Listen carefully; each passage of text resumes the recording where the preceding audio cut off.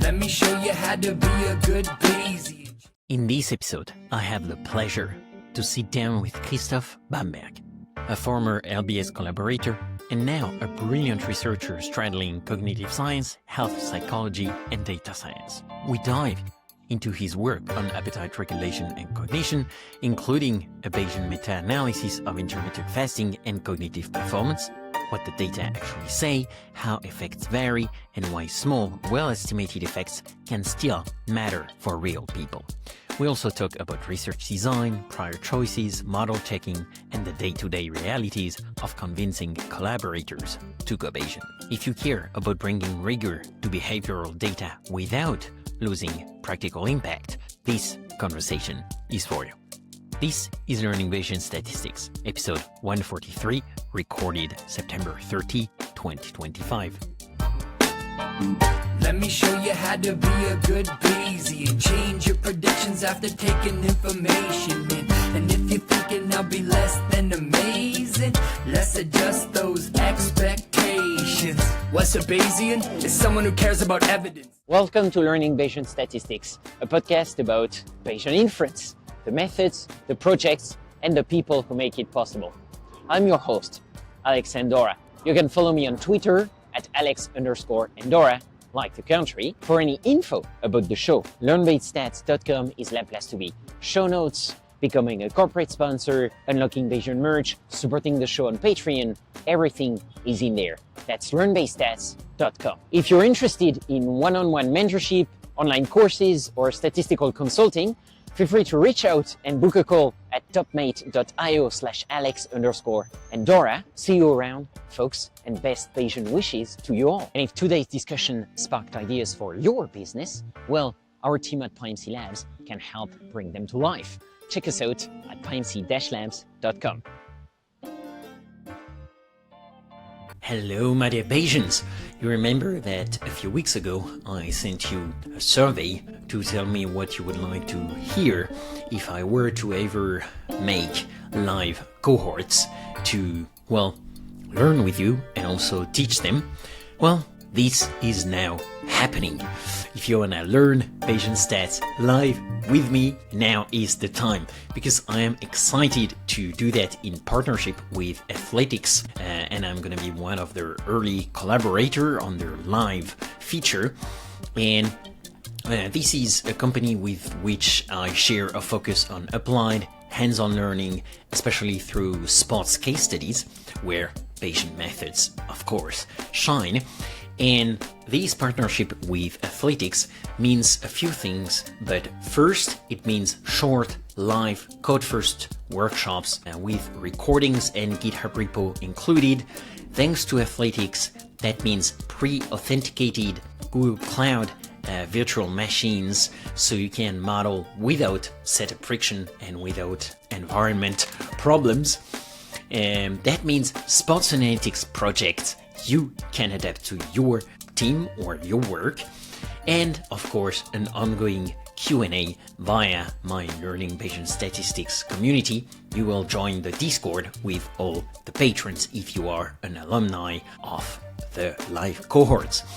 We're kicking this off with hierarchical models, what else, in PyMC on November 5 and 6, 2025.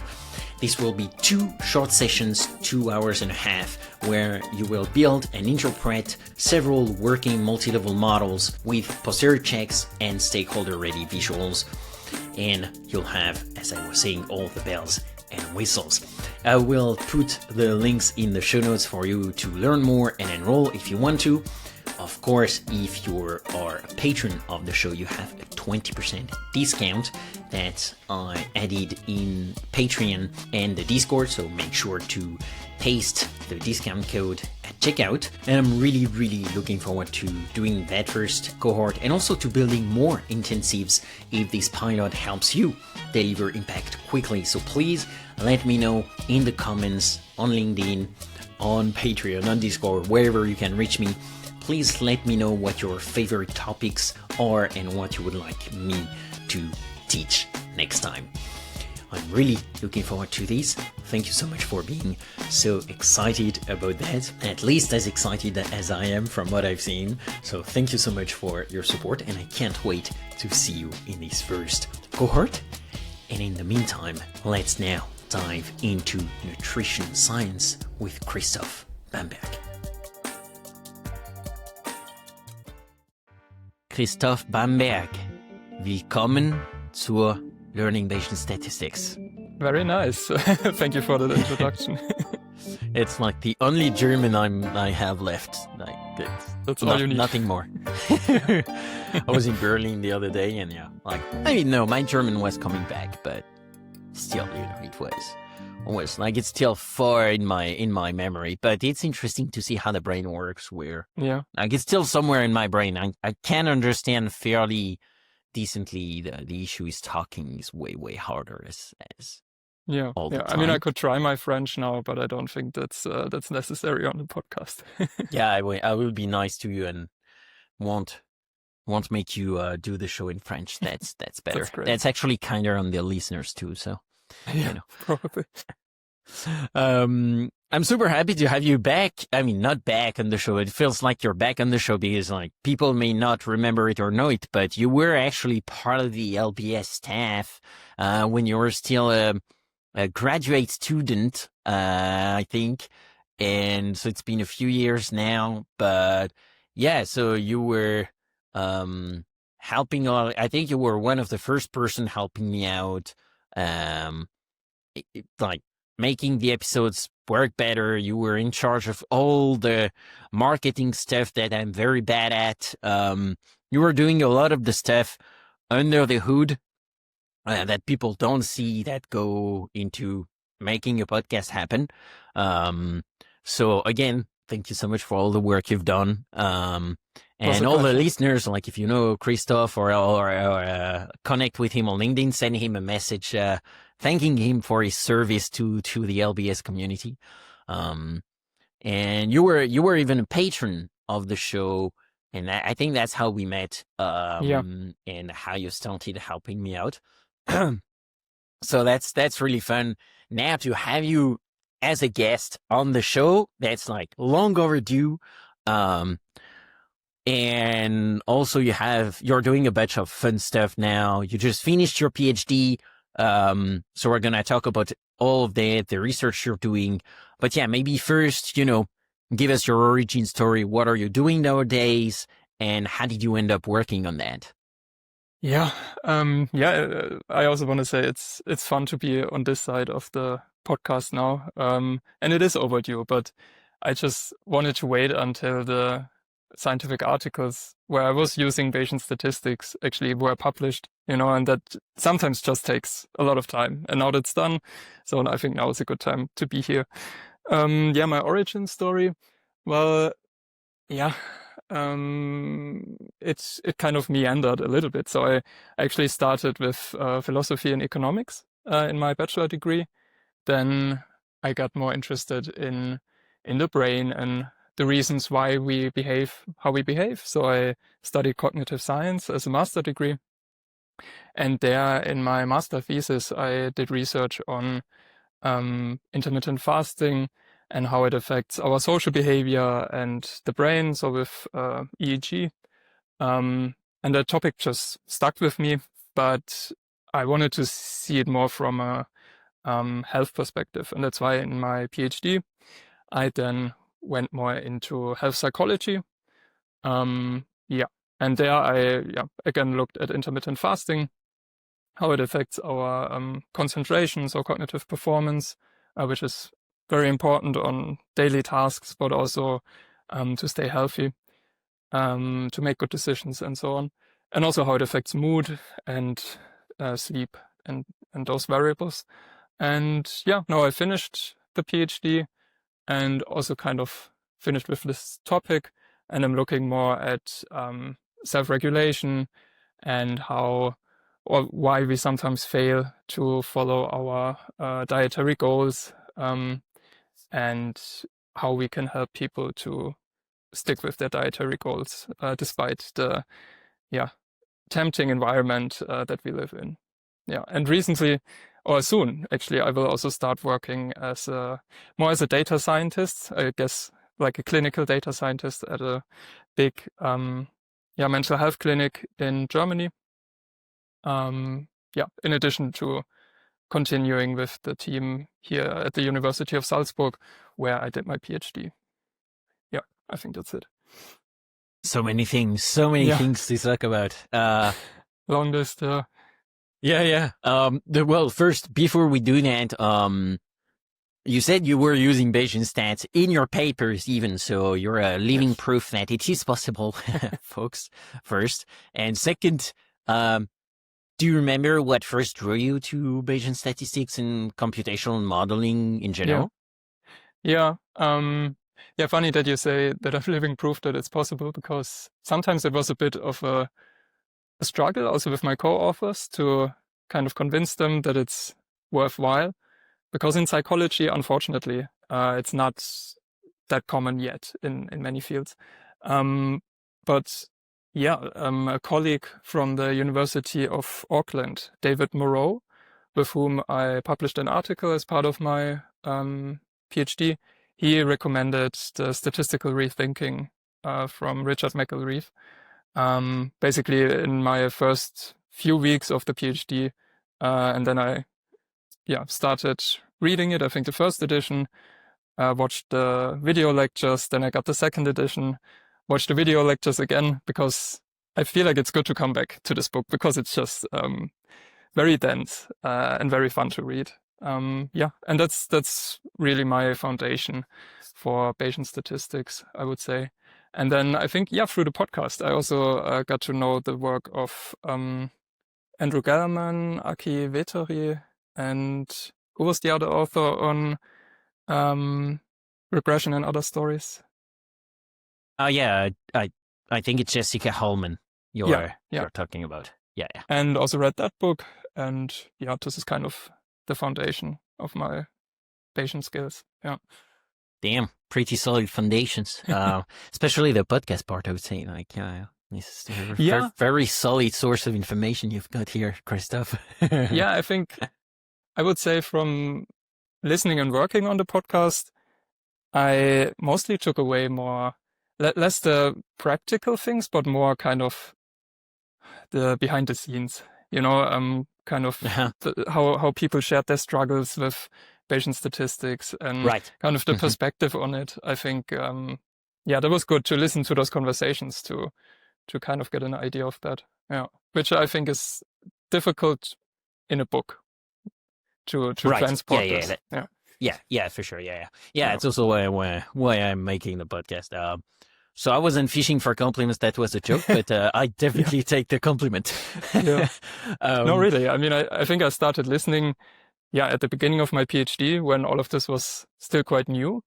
And then it was just good to hear people who actually develop the methods also talk about how difficult it is for them, and to just see that they're also just human, right? That really gave me more confidence that I can also use Bayesian statistics.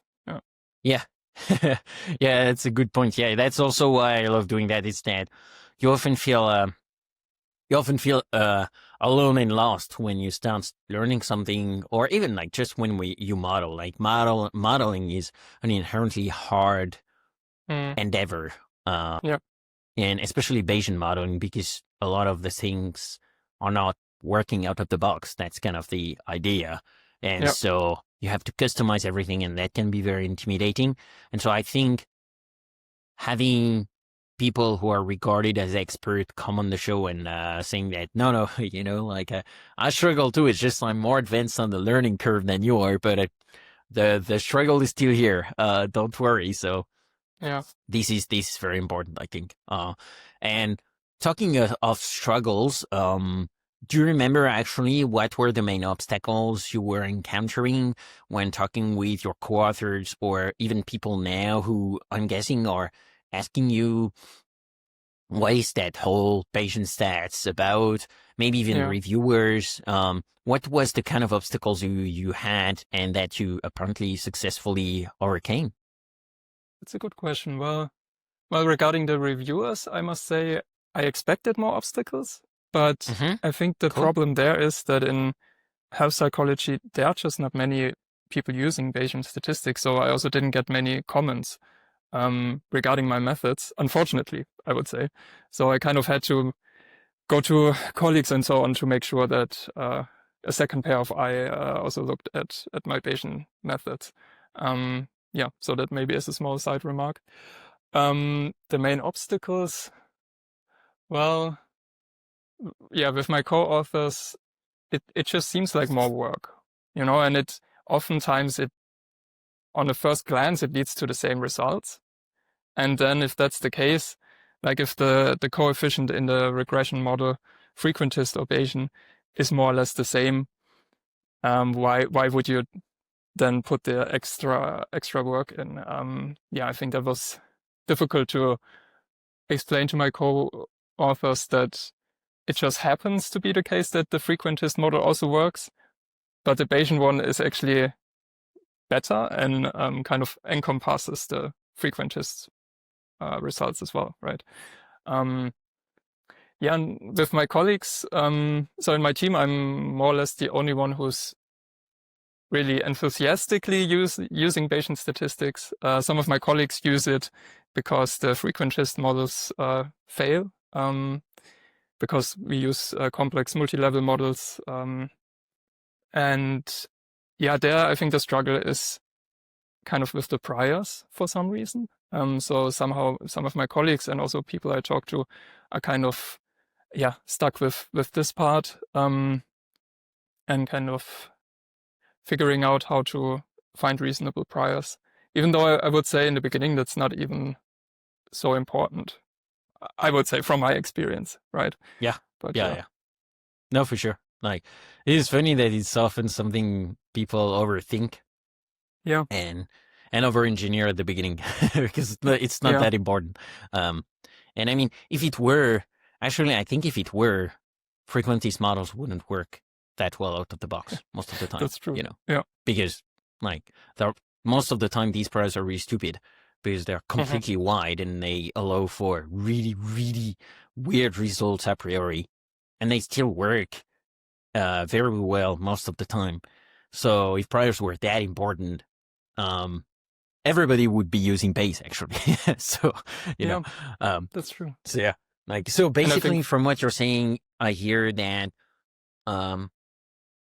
the fact of having hierarchical models and scarce data was something that was very important in your motivation to use Bayesian stats. Is that correct? I think right now it's one of the motivations I have to use it. Yeah, and just this ability to look at changes and effects within an individual, since we're doing psychological research, but then also get a good estimate of the population effects.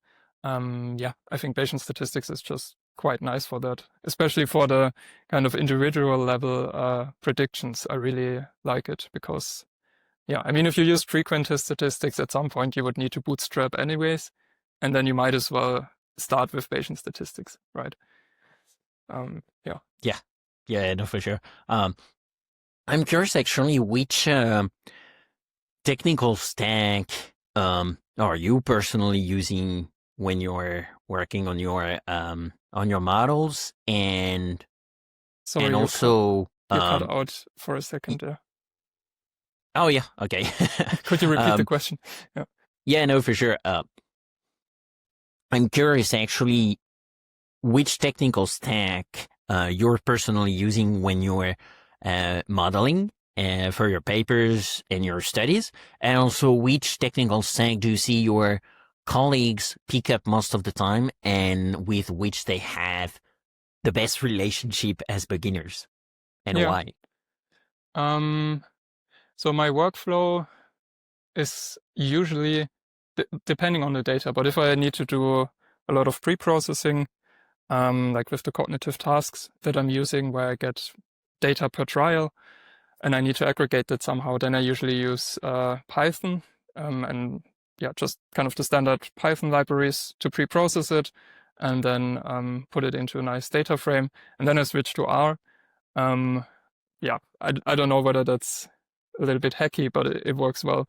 And in R, I usually use BRMS. Now I also, over the summer, I sat down and studied Stan a little bit more in detail, and I think I will, kind of switch to using that more in the future. But I usually start with BRMS, and just for the standard regression models, that's usually works quite well. And that's also what my colleagues use, because in psychology, we mostly use R and the, what is it called? The LME R or the LME4 package for multi-level modeling. Yeah, LME4, I think, yeah. Yeah. And that's just a similar syntax to BRMS. So the switch is actually quite easy to do. Basically, you just have to change a few letters, and then you already have your Bayesian model. Yeah, that makes sense. And definitely recommend BRMS for everybody. I will put in the show notes episode 35, which was with Paul Birkner, the founder of BRMS, and Paul is an extremely brilliant researcher, and definitely recommend checking out anything he's doing. Also a great person, so I will put that into the show notes. I will also put episode 112, which was with Tommy Capreto, who is the main developer of Bambi, which is the Python equivalent of BRMS for people who want to do that, but in Python, which I guess is an important language right now. I heard some people were using it from time to time, but I'm not sure. Actually, let's dig deeper into your research, Christoph, because you're actually doing research on topics I personally found super interesting. And actually, I will put also an episode in the show notes with Eric Traxler, who is a researcher in this field, who does very interesting work too. And I see these guys using more and more Bayesian stats, I think. So this is great.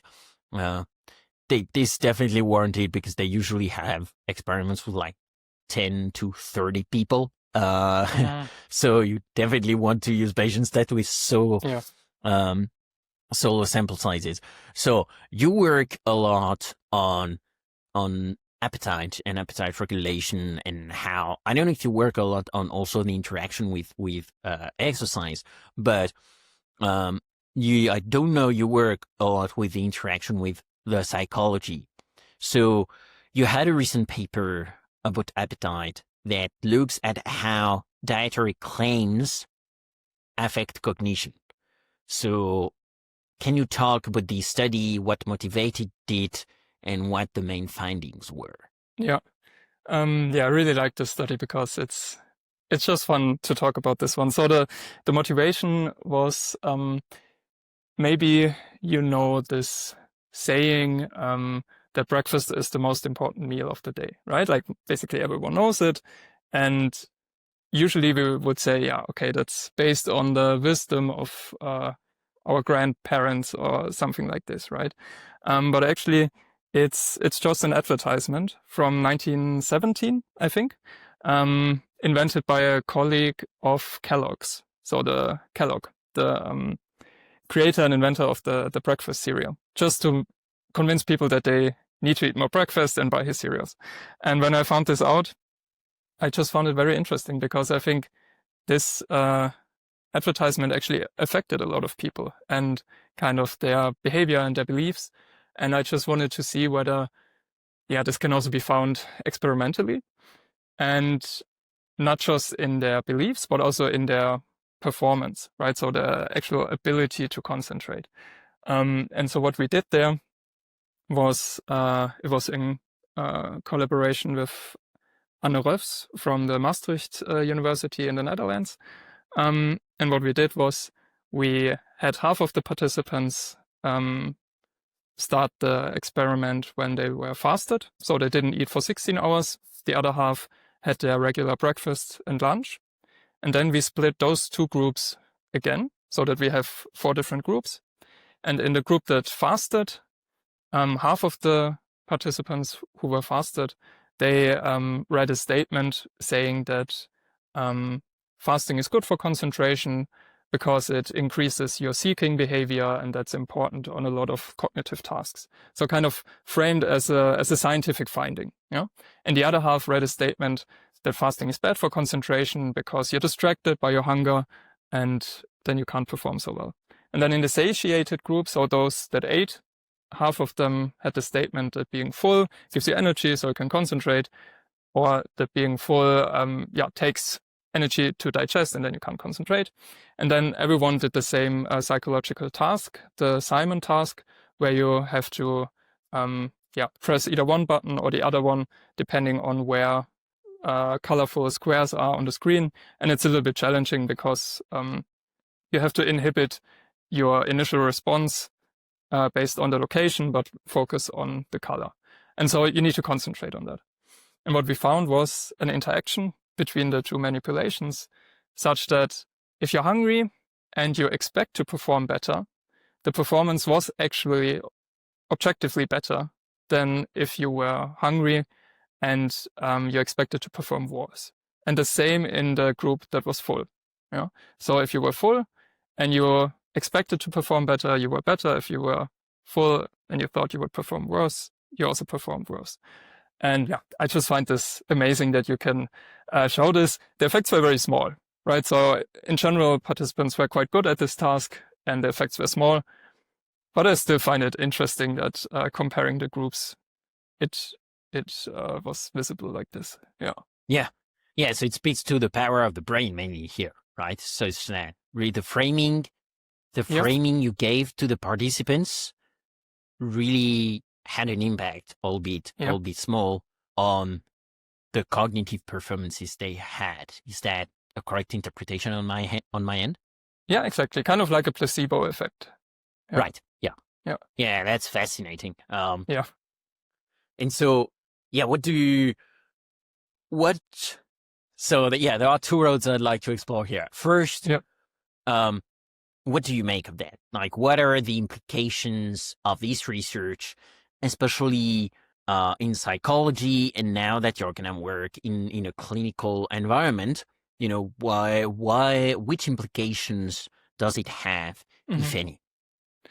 Yeah. I would say mostly worrying implications, because if we again think of advertisements and see that a statement like this, it was really like 3 sentences or so that participants read, that this can already have an effect on behavior. I find it a bit worrying, especially with a topic so important like eating, right? So I think we should be very careful with advertisement in the food context.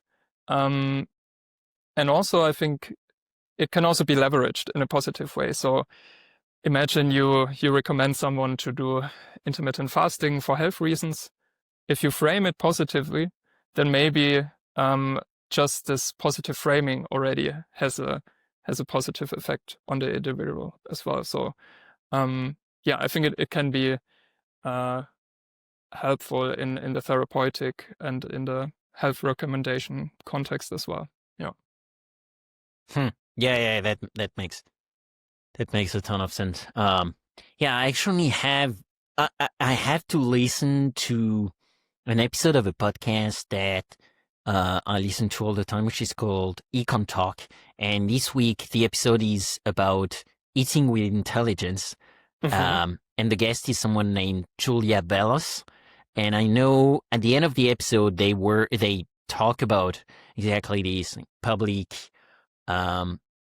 policy recommendations for food health. And so I can't tell yet what this is about, but that sounds very interesting and related to what you're talking about. And I will put this episode in the show notes because I'm sure it will be relevant to the conversation.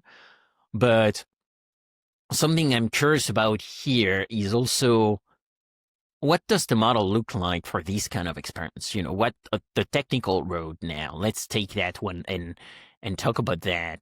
So how does it work to, come up with such a study? What does it look like for you? Yeah.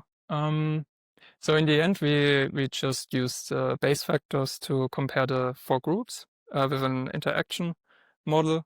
In the beginning, I actually took the time to kind of come up with a causal model in a directed acyclical graph, generate simulations from it, test the model on it, pre-register it. The final model did look different. I think I just pre-registered linear regression. So I planned to look at the coefficients. In the end, I looked at the Bayes factors. But it was still, I think, good to go this extra route and look at the potential causal relationships there. Yeah.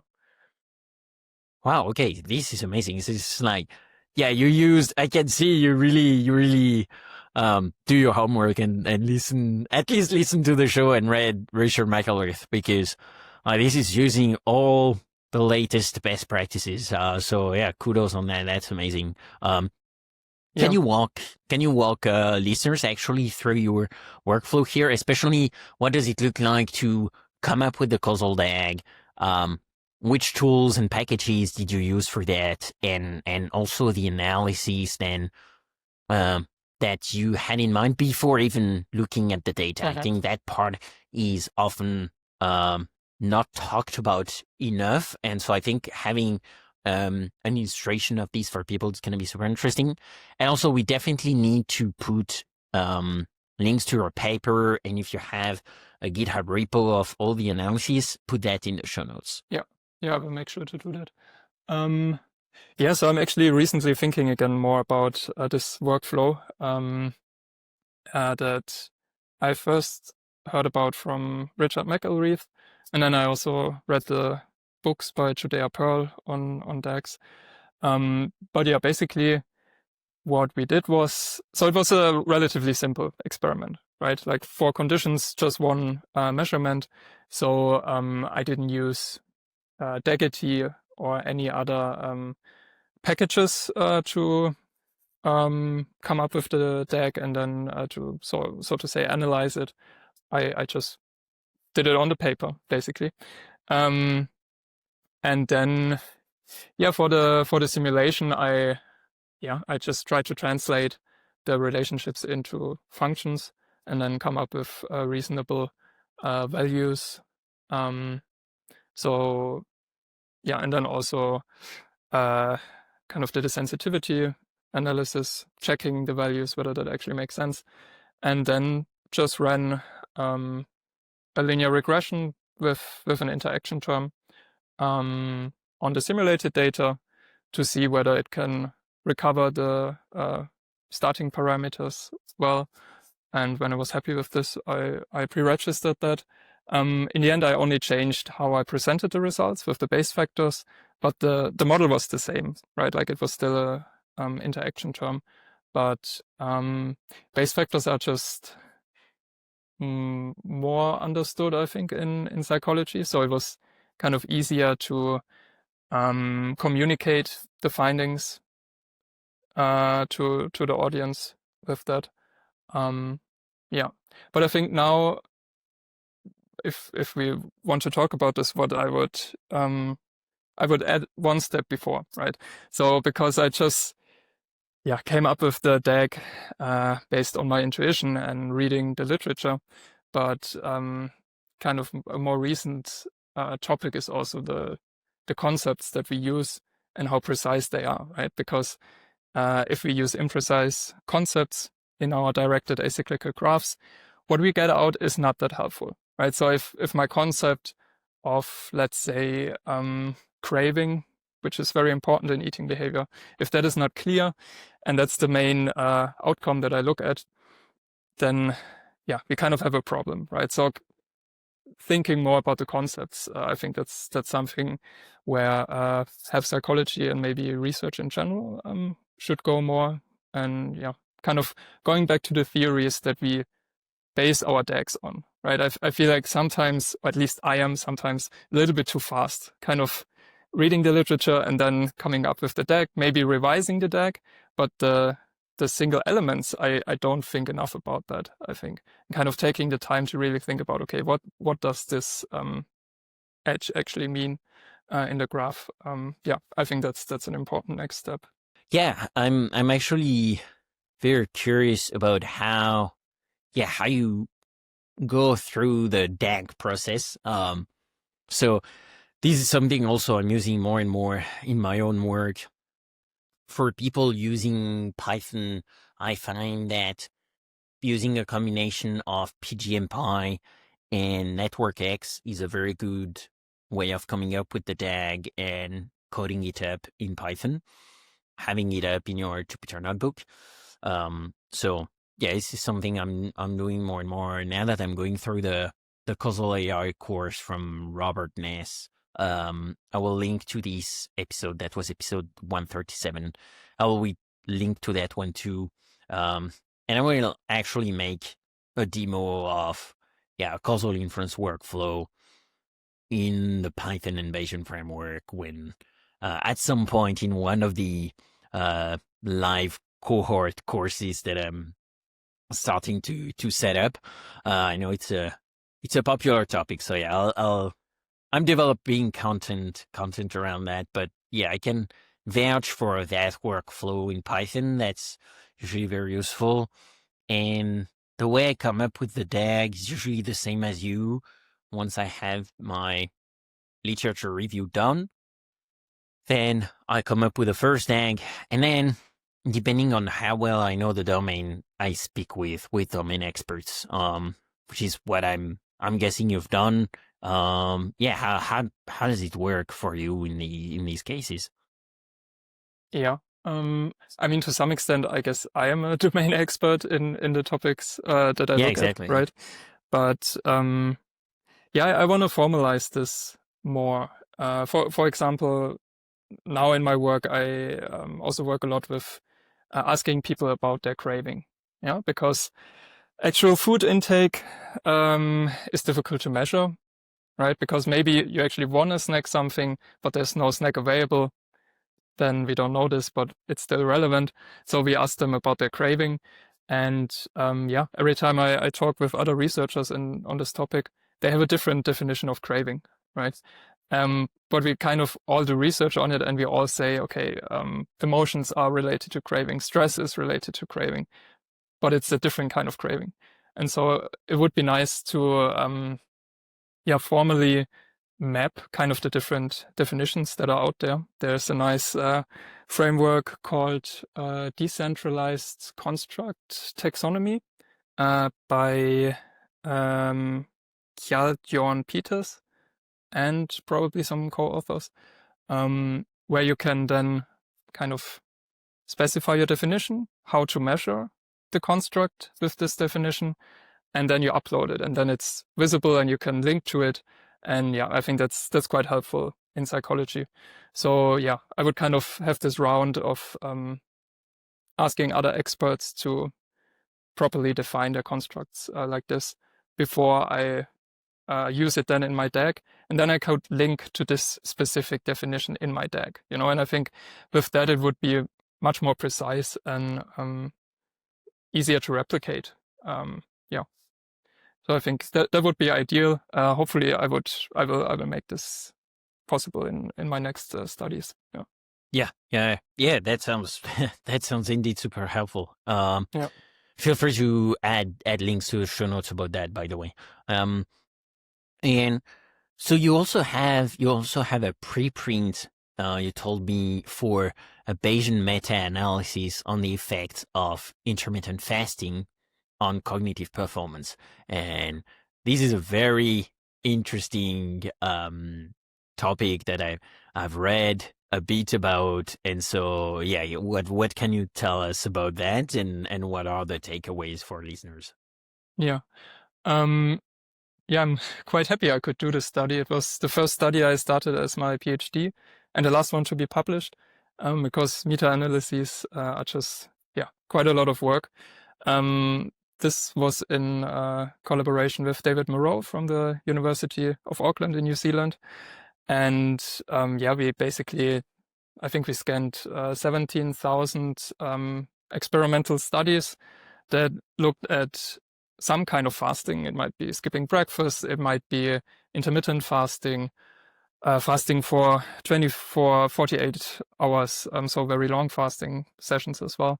And then some objective measure of performance. So a task like the Stroop task, maybe some listeners know this, or similar tasks like this. And then we put the primary research findings into a multi-level model with several levels in this model, and also ran this in BRMS. And what we found out in the end, and I think there Bayesian statistics just really shines, was that there was no substantial effect, basically. So the overall effect was negligible. But what was interesting was that the posterior, so the density of the posterior, kind of spanned quite a range. So in the end, for like the interpretation would be that mostly if you eat, you might expect slightly better performance, but there was also around 30% of the posterior on the other side, basically, so that better performance would be expected if you don't eat. Which kind of shows how much heterogeneity there is between the studies and in the research on this topic. And then we did some follow-up analyses to explain this in more detail. Kind of, it depended on the age of participants. So it seems quite clear that if you're young, so not younger than 18, that based on those studies, it's good to eat breakfast and to not fast. But if you're older, then there's not much of a negative effect, at least. We also saw that the fasting duration played a role in quite an interesting way, because for longer fasting durations, the fasted participants actually got better. So, but that again, I think depends on what kind of study it was, right? If it was framed as a intermittent fasting study with a longer duration, then participants also expected better performance, and maybe that's why they performed better. But if it was a study with a short duration, like if you skip a meal, how does your concentration deteriorate? Then you also expect worse performance. So kind of linking back to the first study we talked about. And I was quite happy that I could use Bayesian statistics for this one, because to really display visually this uncertainty around the estimate that is inherent in meta-analyses, I think Bayesian statistics is just perfect for that. Yeah, it makes a ton of sense. And so, like, practically, what do you recommend people who are interested in intermittent fasting? It sounds like you can pretty much do whatever you want. It's not going to have a huge effect. Just do whatever works best for you. Like, if you're not hungry in the morning, well, you can do this intermittent fasting where you don't eat before your lunchtime, because that's just how you're naturally wired. If, on the contrary, you're not very hungry at night, which here, I think the science is clear on what the benefits are of not eating too much at night. Actually, the positive effects it has on your sleep. Well, then definitely lean into that natural instinct you have of mostly eating a lot during the day, but not a lot at night. In the evening.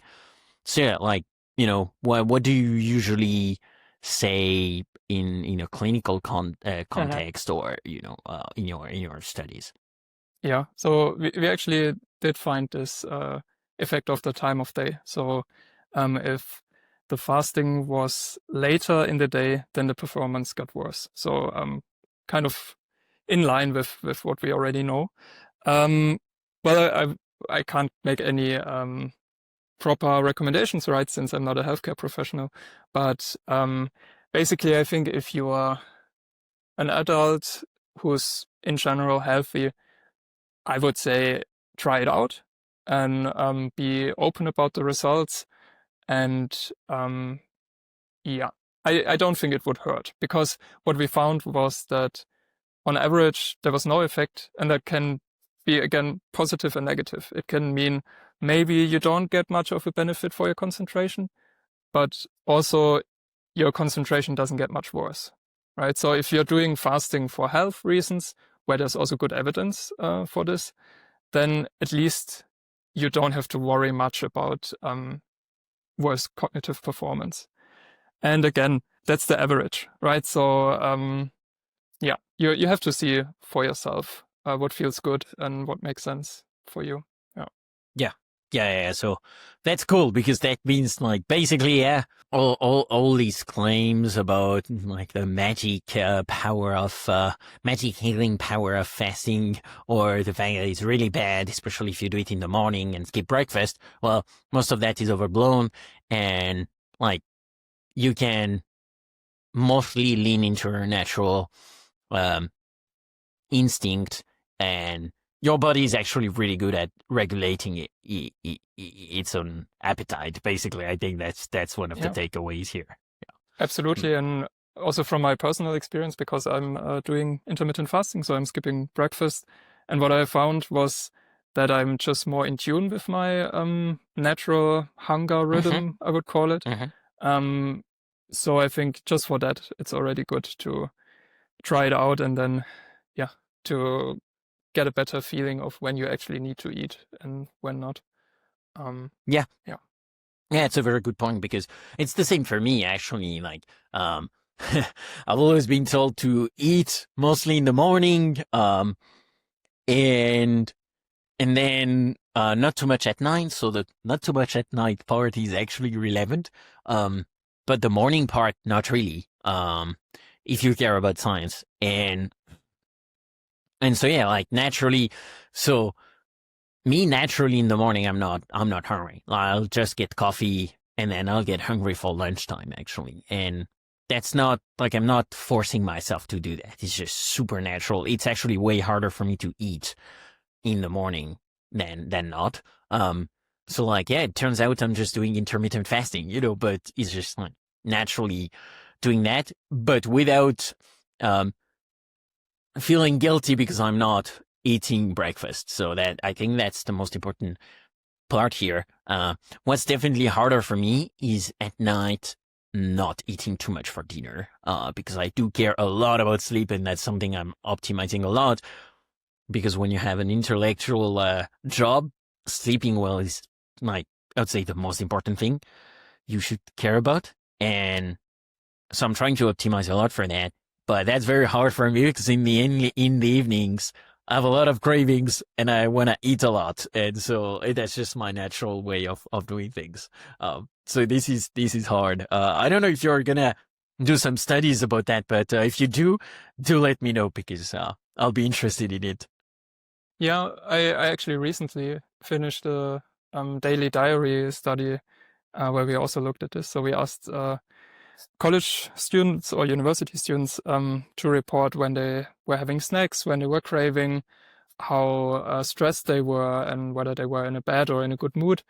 And what we found was that, overall, a lot of the calories are consumed later in the day. I think that that's already kind of an established finding, and that it's called grazing, right? Like a cow, we kind of just eat throughout most of our waking hours. So this we found, but also that negative mood had a stronger effect in the evening, so that there was more snacking in the evening if our participants were in a bad mood. So yeah, it's a difficult window of the day if you want to be healthy. But I don't think there's such a good solution. I mean, you can try to just not buy unhealthy snacks and so on, but then you still have the cravings, and that can also still get challenging. So yeah, further research should be done on that, I would say. Yeah. I'm gonna be super interested in that for sure. So actually now switching gears a bit, and I put, of course, the meta-analysis preprint in the show notes, but I'm also curious how you balance experimental psychology with statistical modeling in your research? Because you definitely do both of those. And so, yeah, how does it work for you? Do you mean how I spend my time on Yeah, either? exactly. And how I'm guessing also there are some moments where you would want to use more complex methods, but you also have to keep in mind that you need to explain them to people. And so, yeah, how do you walk that? How do you thread that needle? Yeah. Whew, that's a good question. I mean, I wouldn't say that I have a perfect answer for it, but so I mean, what I like is that I usually have several projects at different stages. So in one, I'm kind of designing the study. In the other one, the data collection is going, and then I have some data lying around.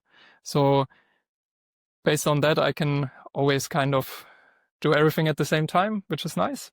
Because if I'm coding for 2 or 3 hours, it's nice to take a break and just to think about the next study or to write up an article.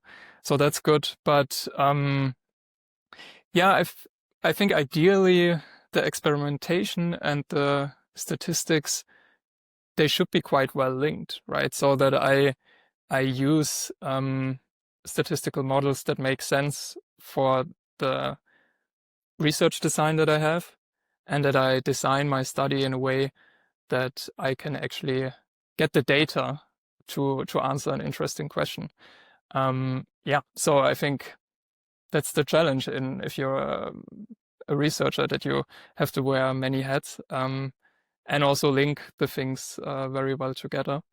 And there's just a lot to learn all the time, because you have to know statistics to some extent. You have to read a lot to keep up with science. You have to improve your writing skills. Yeah, it's a challenge, I would say, to answer your question. So yeah. I think in terms of workflow, it really helps to think of the workflow we talked about earlier, right? So that I kind of mentally map kind of a cycle, and then I'm like, okay, for this study, I'm currently reading the literature. For this study, I'm kind of analyzing. So to kind of, keep track of what I'm doing. And I always try to optimize my time with stuff like what is it called? The Pomodoro method, right? To kind of break up the time and the day into discrete small chunks. I think that's very helpful. But I mean, as a scientist, you just have to be good at project management, I think, and just keeping track of a lot of different things. While there are always too many meetings to talk about the next study or collaborations, which are also important, right? But still, there are always too many meetings. But I think, yeah, for sure. Yeah, I would say I mostly spend the time writing, coding, and talking, probably. Yeah, those are the 3 main things, I would say. Yeah, it makes sense. And what's your favorite part, like personally? Yeah. I must say I really like making nice graphs for the articles. Like I can spend a whole day on that. Yeah, me too. Right, like because that's just the culmination of maybe years of work that then you just see visually. That's just very nice. I also enjoy teaching because it's so different from the other things.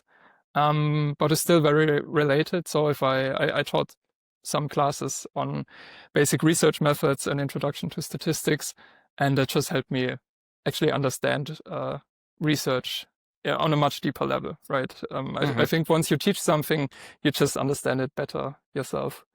So I think that's always a nice change. And then, I also really enjoy just blocking a full day just to write. It's nice to get in a rhythm of this as well. Yeah. So again, it's the mix is the nice thing about being a scientist, I would say. Yeah. Right. Yeah. No, for sure. And definitely resonate with everything you just said. Yeah. These are also activities that I thoroughly enjoy. And actually, like talking about your field in general, I'm curious, in your opinion, what do you think are the most pressing open questions at the intersection of diet, cognition, and statistical modeling? Yeah. So maybe going a bit more broadly in health psychology, which is, Mm-hmm. at least in Europe, it's I would say, relatively small field, at least in Germany, Austria, where I'm based. We kind of look at how to improve the health of people before it becomes clinically relevant, right? So a very strong focus on the everyday life. And there, I think maybe it's because I'm currently thinking a lot about this, but I would say coming up with more precise theories and terms is a pressing issue, because like we have open science now, so most researchers, I would say, do pre-registrations, registered reports, and all of this, which already improved the field a lot. Some are using Bayesian statistics, although I would say that in psychology it will still take some time until it really arrived there. But we are very theory based in what we do, and our theories are just not precise enough for the kind of predictions we want to make. And then we can't go forward. We are just kind of walking on the same spot. And yeah, I think that's just the main topic to improve. Okay. Yeah. So an interaction of a lot of different factors. Yeah. Building on that, and also on your teaching. Well, actually, I'm curious what are you teaching right now, and are you already teaching any Bayesian module in your teaching? I'm guessing you do, but yeah, I'm curious. So as I said, I taught some basic research method classes, but recently I gave my first workshop on Bayesian statistics at a conference on health psychology. So for researchers, PhDs or post PhDs. That was Congratulations. Thank you. Yeah, that was a lot of fun. Also quite a challenge because I only had around 2 hours, so it was a very short workshop, but yeah, it was a good way to really focus on the most important things for health psychology researchers, right? So not dwelling on the algorithms and so on, and kind of giving them some tools to easily find priors, also not dwelling too much on this, kind of giving them a workflow so they went home with a R script that they can just adapt to their needs. Yeah, that was quite fun. And then now the semester started here. Now I'm also going to teach as a lecture on, we called it mega trends in nutrition, movement, and health. So more like a topical lecture, not so methods heavy, which will also be fun. But I definitely enjoyed the methods workshop quite a lot. Yeah. What were the main reactions? Well, I think for many it was a bit overwhelming in the moment. But so my goal was also not to like give them the answers in 2 hours, right? It was more to show them where the questions are and to give them some things to look at again at home. And I think that went quite well, because from my experience, I just need more time than you have in a workshop to really work through the examples and the code and so on. And yeah, I think it was quite a good approach. So yeah, the reactions were a little bit intimidated at first, but then afterwards carefully optimistic, I wanna call it, yeah. Because I think most of us know that it would be better to use Bayesian statistics, but it's just like jumping into cold water sometimes.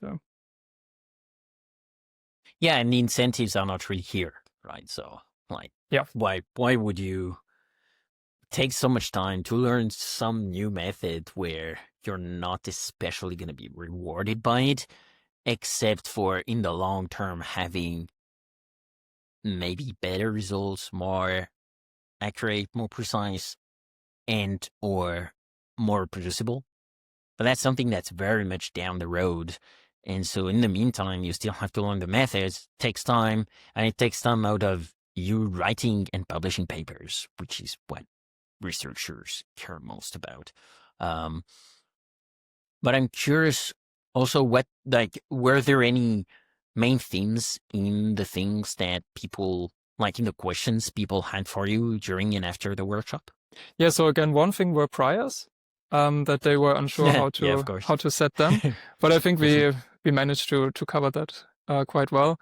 And then the distributions you can use for modeling, because in psychology Yeah. we use normal distribution and a logistic or Bernoulli distribution, and that's it. Yeah. Mhm. Yeah. At least in our learning, but in practice, especially if you kind of ask participants about their momentary craving or their momentary mood or something like this, the data is just not normally distributed, right? And then it's just, then you kind of have this box of different distributions you can choose from, and then it's just difficult to find the right one. And then if you look at the formula describing it, it's a bit daunting. So yeah, kind of how to have a good approach for finding a fitting distribution. That was also a big topic. Yeah. Yeah. Yeah, it is indeed a common topic that intimidates beginners. But it's good in a way because it's not that hard. So, I think it's easy for people to pick it up, like, especially since you at some point you see, how much of like, you don't need that many distributions, and in 99% of the time, it's going to be the exponential family distributions, and you don't have to care too much about the other ones. So, yeah, thankfully, this is much, much easier. Yeah, and I think since you mentioned this, I feel like we can also look more closely at the distributions we are using. So I recently also started thinking about mixed effects location scale models, if you're familiar with that. So basically where we just also model the standard deviation in a normal distribution.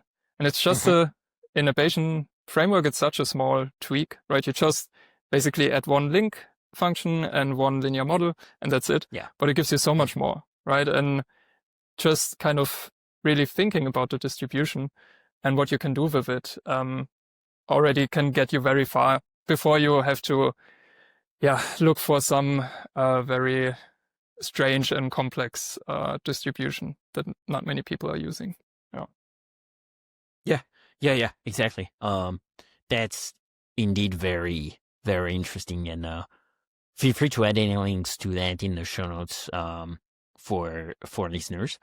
And I'm also curious, what advice do you give your students who want to bring more Bayesian thinking into psychology? That's a good question. So, for example, the PhD students in our lab, some of them also think about using Bayesian statistics, and I would just say it's a lot about your approach to failure and to kind of hard things, right? That you're fine with struggling, and that it's okay if it doesn't work on the first try, on the second try, and so on. So I think it's less about the content itself, but more how you approach it. Because if you have kind of a good and healthy approach to learning something difficult, then you're going to be fine, right? Because the resources are out there. You just have to be able to power through and learn them. Yeah. Yeah, it makes sense. And Also, I'm curious, now I'm going to start playing us out because I've already taken quite a bit of your time, but I still have a lot of questions. But I'm also curious. Well, first, if you what's next for you now? What are exciting projects you have on the deck for the next few? Many things. So I'm looking forward to working on clinical data. I think that's quite interesting. And yeah, doing something where the results are more immediately relevant for the lives of people. I think that's just very rewarding.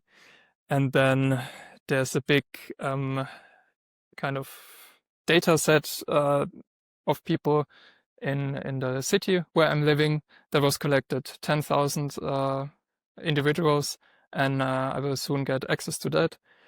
So kind of like the UK Biobank, I think it's called, just for Austria. Yeah, so that will be cool to just do some big data analysis, kind of. And then I'm also writing a grant that I'm going to submit to different funding agencies, which is also just a big part of being a scientist. And hopefully that will get funded, and then I can do what I like, basically. Yeah, let's see. That sounds like fun. Actually, talking about studies, if you could design your dream study, without constraints, what would it look like? I think it would use a lot of ambulatory physiological measurements. Like we have our activity trackers already. They're now continuous blood glucose monitors, but they're not so good yet, right? But it would be very cool to kind of have this data immediately, so in real time, and then maybe ask the study participants questions about this. So if their blood glucose is below a certain level, how do they feel in the moment? So really having like these powerful physiological measurements that you usually only really get in the laboratory in the daily life, that would be cool. I think in 5, 10, 20 years, this study will be possible, but I think now we're not fully there yet. Also to use this data to then in real time ask people how they feel about it. We're just beginning to use that properly, but yeah, that would be very cool. Yeah. That would be super powerful. Yeah.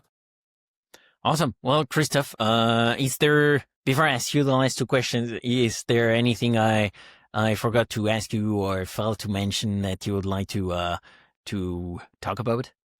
No, I think we covered a lot of ground. We did. Yeah, Yeah. I'm very happy about that. And that was super interesting. So thank you so much. Of course, now it's your time to answer the last two questions. So if you had unlimited time and resources, which problem would you try to solve? Yeah, I guess now I have to give a good answer since I've been listening to the podcast so many times, hearing the answers. And I thought a little bit about it, and I would say it's not something in my immediate research context. I think someone also mentioned climate change, which of course is a perfectly good answer. But I think what I'm most worried about is kind of the trust in science, and how we can improve this and kind of elevating the potential of science in daily life.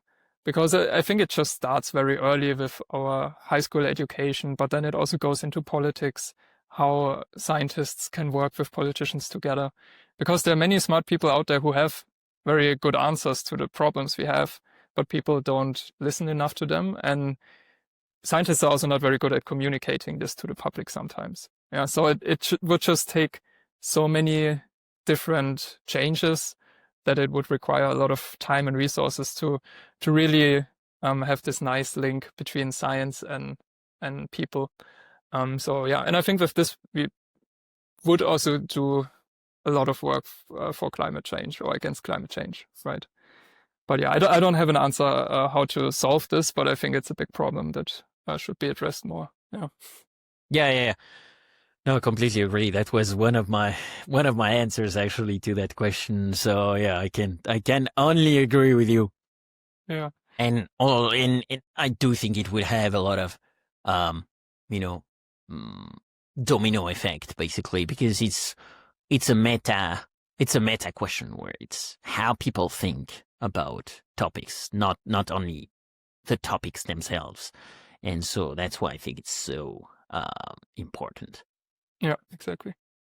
And second question, if you could have dinner with any great scientific mind, dead, alive, or fictional, who would it be?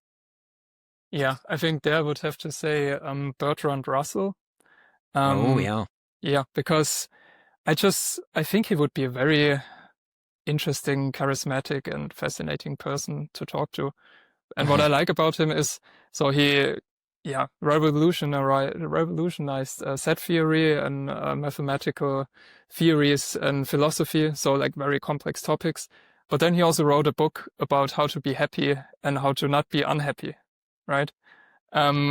So very close to people's lives and also written in a very accessible way. And I just find it fascinating how you can do both. And it would be cool to see who the person is behind such a breadth of topics. Yeah. Yeah, definitely. That's a great answer. I would love to join that dinner. You're that's very for welcome. Sure. Yeah. Well, amazing. Thank you so much, Christoph. I think it's time to call it a show. But really, really great to have you here. First, because you're doing fascinating research, and I learned a lot. So yeah, in general, thank you so much for your work, and also thank you so much for your work in the Learn-Based Stats community again. So thank you so much, Christoph, for taking the time and being on the show. Yeah, thank you for having me. It was a lot of fun. This has been another episode of Learning Bayesian Statistics. Be sure to rate, review, and follow the show on your favorite podcatcher, and visit learnbasedstats.com for more resources about today's topics, as well as access to more episodes to help you reach true Bayesian state of mind. That's learnbasedstats.com. Our theme music is Good Bayesian by Baba Brinkman, feat. MC Loss and Megaran. Check out his awesome work at bababrinkman.com. I'm your host, Alex Andorra. You can follow me on Twitter at Alex_Andorra, like the country. You can support the show and unlock exclusive benefits by visiting patreon.com/learnbasedstats. Thank you so much for listening and for your support. You're truly a good Bayesian. Change your predictions after taking information in. And if you're thinking I'll be less than amazing, let's adjust those expectations. Let me show you how to be a good Bayesian. Change calculations after taking fresh data in. Those predictions that your brain is making, let's get them on a solid foundation.